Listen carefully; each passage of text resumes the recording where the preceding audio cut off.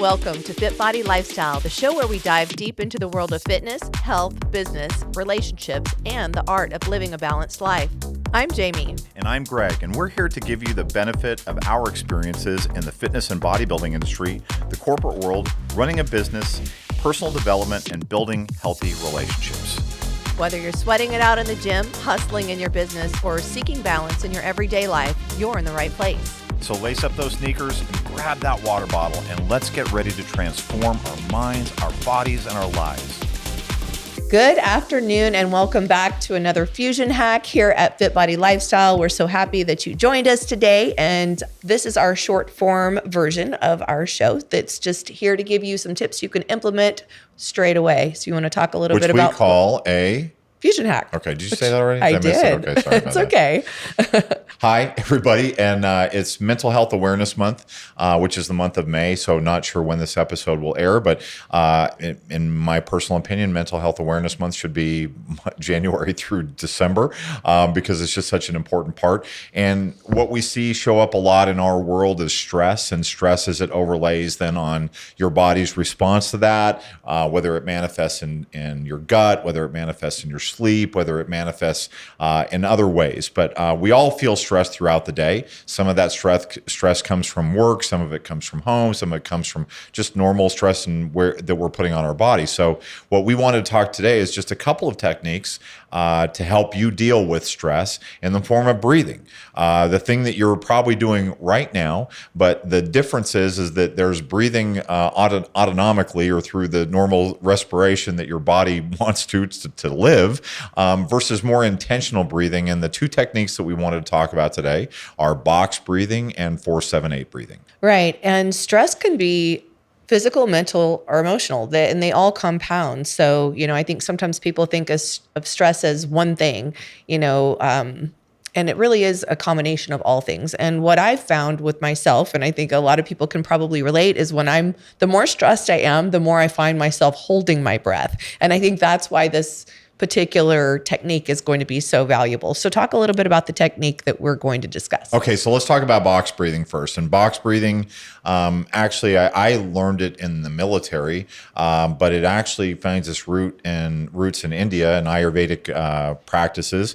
But let's talk about box breathing. So box breathing is, if you think of a box, four sides to a box, it's breathing in for 4, holding for 4, breathing out for 4, holding for 4, breathing in for 4, holding for 4, and so forth. So in a box. And that technique alone, if you just do that, whether you do it for 1 cycle, 5 cycles, 7 cycles, for me, it always really relaxes me. And partly because it gets me in touch with my breathing and it allows me to then process the stress that I'm feeling. Right. And so, with stress, like I described, a lot of times we're holding our breath, or maybe we're breathing even harder, just kind of depending on, how we cope and our mindset. So I love that this is just a reset to just stop and allow the rest of the world, the rest of what's going on to melt away, and all the focus to be on breathing. And so I've actually had people do this backstage before they're going to walk onto stage, especially if they feel themselves, heart starts racing, the adrenaline starts pumping. Then how do we kind of bring everything back down and get it grounded again? So I think this is a great technique for that. It is. And then the other technique is called 4-7-8 breathing, 4-7-8. So it's a breath in for 4 seconds, a hold for 7 seconds, and then breathing out for 8 seconds. So yes, there is more emphasis on the breathing out than the breathing in. And part of the reason for that is that when you're stressed, there's more breaths in and usually not enough breaths out. And that breathing out is part of the aspect that really helps to center yourself and calm yourself. Right. You think about hyperventilating, and that's where people are, going really, really quickly with that breath, whereas we're looking to just slow everything down, and it'll slow down the heart rate. It literally will kind of reset that whole fight or flight that a lot of times we find ourselves in, and we don't even sometimes realize we find ourselves in. I know I had my Apple Watch for a while that would tell me sometimes to stop and breathe.